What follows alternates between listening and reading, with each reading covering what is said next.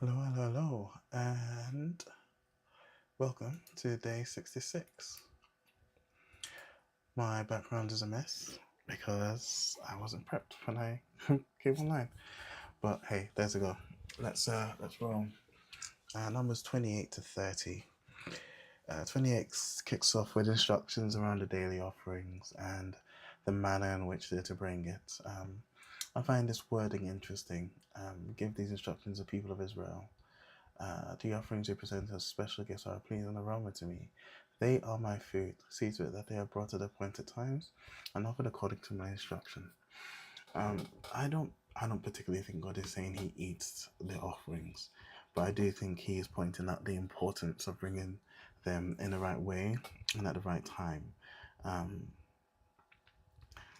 and that even further to the point, I think is uh, looking at all the sort of, you got the daily offerings, the Sabbath offerings, the monthly offerings for the various festivals, the Passover, the harvest, um, trumpets, atonement, in Numbers 29, shelters. Um, I don't think particularly that God needs these offerings. I think if we think along the lines of what the offerings represent, because they've seemingly been pointing to something, pointing to the the nature of the burden that is our sin. And by burden, I mean the the the the price of our sin, and pointing to the solution to that price, pointing to Christ. So we see how, with certain offerings there are, like we looked at last couple of days ago,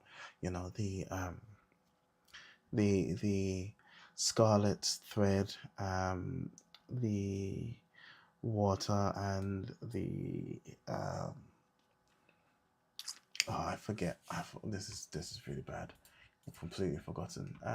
Where was it? I think it was numbers 23. This image of Christ. So actually, this is quite good. So I've started tagging my notes. And one of the tags is the images of Christ. And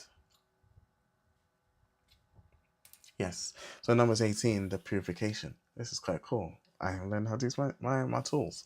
Um, where in that ritual, the animal is burned, cedar, hyssop branch, and scarlet yarn are thrown in, and we see how those point like very, very specifically to Christ on the cross, right? I think this in part it highlights the weight of sin. It highlights the I want to say complexity, but the what was the word I'm looking for? Because of all this process around their relationship with God, and their coming to meet Him, I think it elevates an understanding of what that relationship is, what that relationship is worth, what that relationship truly should mean to someone, because you're having to put all this effort into it, right? And then in its pointing to Christ, I think like we should look back and see, oh, this is what Christ has done for us. He has made it such that we no longer need to cover ourselves on a daily, on a monthly, on a weekly, on an annual basis for the various things that we do. Actually, we've now been given free entry, free access to God without all of this. And so I found it interesting. It's an interesting read, but I definitely found it was drawing me more to the weight of sin and the weight of things than anything else. And then we go into chapter 30, where we see the laws concerning vows, and especially concerning um, when a vow is binding and when it isn't. And I think outside of it pointing to the importance of having integrity in the vows that one makes, and then someone's word meaning something. And that's unsurprising when God's word created the universe, right? It's unsurprising then that He would require of us that our words should mean and carry weight. We should mean what we say.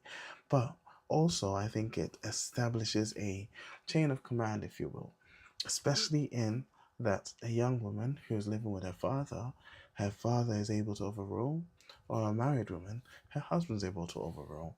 Not in the sense of women have less power or anything, feminist nonsense like that, but rather in a sense of God is almost honoring the chain of command that He's put in place, right? We understand it's wife, husband, God, right?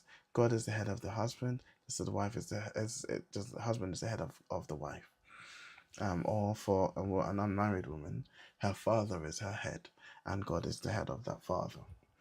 And even in His sort of laws surrounding vows, He honors that chain of command, which I thought is quite interesting, because it also means there's a certain responsibility that the man now has to take, right? If you are, if you have the privilege of overruling, then you have a responsibility to that person. You are accountable. That person is accountable.